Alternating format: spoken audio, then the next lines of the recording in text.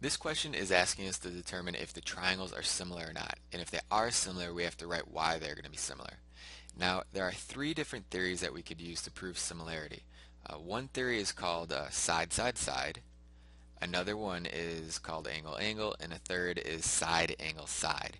And because we're only working with angles here, we're going to try to use angle-angle in this situation. Now, to prove two triangles are similar using angle-angle, two corresponding angles have to be congruent.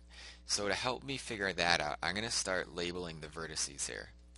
So this first triangle is going to be triangle ABC, and I'm going to do like a visual check here. It looks like 50 right here matches up with 50 there, so I'm going to call that one D.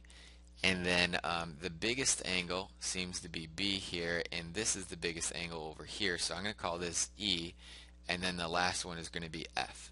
So this is going to be triangle DEF. So my similarity statement says triangle ABC is similar to triangle DEF, but I have a question mark there because we don't know if it's true or not. Now, in their similarity statement, we know that this first letter here, A, that angle matches with angle D here. And if I look at my triangles, A is 50 and D is 50, so we do have one set of congruent angles, so that's good. Now I'm going to move to angle B here, and that's going to be 100 degrees, and B matches up with E, but I don't have angle E, that's unknown. However, I do have two angles, and because I know that triangles add up to be 180 degrees, I could find that missing angle E. I'm going to take 180 degrees, and I subtract angle D, which is 50 degrees, and I also subtract angle F, which is 30 degrees, and that gives me 100 degrees, which is left over. That's going to be what angle E is going to be.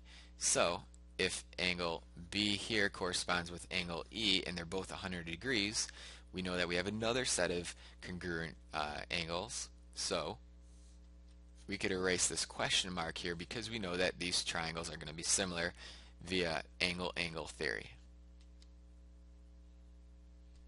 Part B is very similar to Part A. I have two given triangles, and I'm going to label these. This is going to be A, B, C. And it kind of looks like it's like flipped over this way. So it's like this side it corresponds with this side, and then this bottom part corresponds with this bottom part. So if this is A, B, C, I'm going to call this one over here D, E, F. I'm going to ask myself, does triangle ABC, well, is that similar to triangle DEF? Question mark. So if you're asking like how did he get that?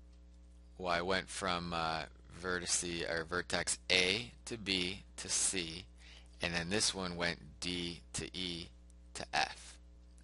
Now, angle A matches up with angle D.